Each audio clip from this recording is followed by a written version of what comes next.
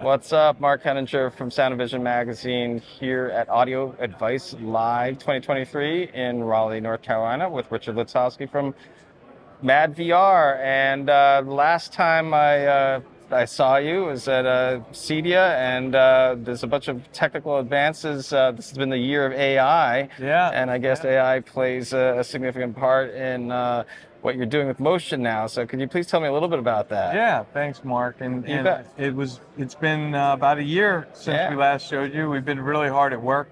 Back at CEDIA 2020, we teased the initial in-lab build and sample output from our new Motion AI, motion interpolation algorithm. All right. For those that don't know motion interpolation, it's basically the science of creating frames in between frames to create smoother motion. So a good example is, the little flip pages. When we were kids, you used to peel back the edge and let it flip through, right? It's very kind of like jerky, but cool to see.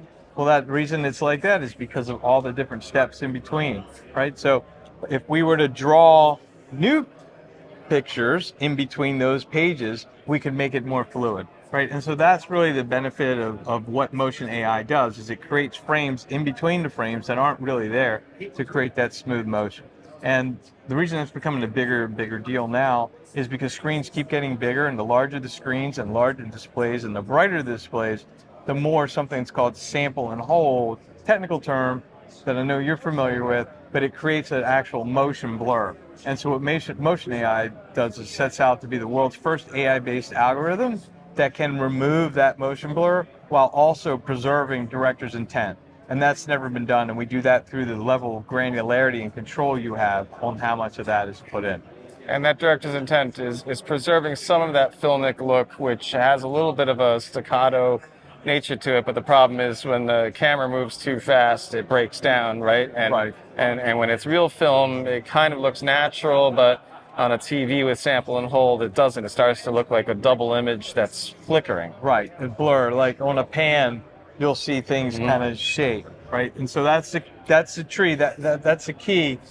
That's what's never really been achieved before, is how can we fix that judder and improve it for a better visual experience while still preserving that full cinematic look. And by cinematic look, you mean you're staying away from an overly smooth look. Correct. Like, no, a lot of people here refer to as soap opera effect. Right. And being able to eliminate or greatly reduce that soap opera effect that's the real trick. So you think that Tom Cruise would look at this and be like, okay, you can leave this on? Send him over. All right. We actually have had some purists that are very much against motion interpolation. Historically, there's a lot of people that say, oh, you mean that thing I do, the first thing I turn off when I buy a new TV, right? Right. But we've had great feedback from those that have been kind of against motion interpolation in general, that have said, I could get behind this, like just a light application. Now, we do provide the ability to go very strong if that's what the user wants. At the end of the day, we believe that we're here to make suggestions, but at the end of the day, they make decisions. Sure. And to be able to kind of get that look that they want. It can also be content specific, right? So if you're watching something like Planet Earth 2, you might enjoy something much higher and stronger for that extra crystal clear clarity and motion handling. And it doesn't really look like, okay, we've destroyed any kind of film look, because it's actually just things in nature. You're not watching a movie, even though it may be filmed at 24 frames. It's context, and director's intent sort of doesn't apply, right, when the goal is to capture that nature as naturally as possible instead of applying a filmic look to it. Right. I get that. Yeah. Right. So yeah, I saw your demo, and it is obviously able to do a classic, full up sample, but also do this intermediary trick, and I do agree. It makes basically an LCD or an OLED TV have more of a plasma look, as plasmas didn't have that sample and hold, and that's very much amused me, the fact that a 1080p TV, when things started moving really quickly and you added a pan to it, that they were able to look as sharp as a 4K TV in the past. But maybe now you can get that 4K TV to give you 4K motion res.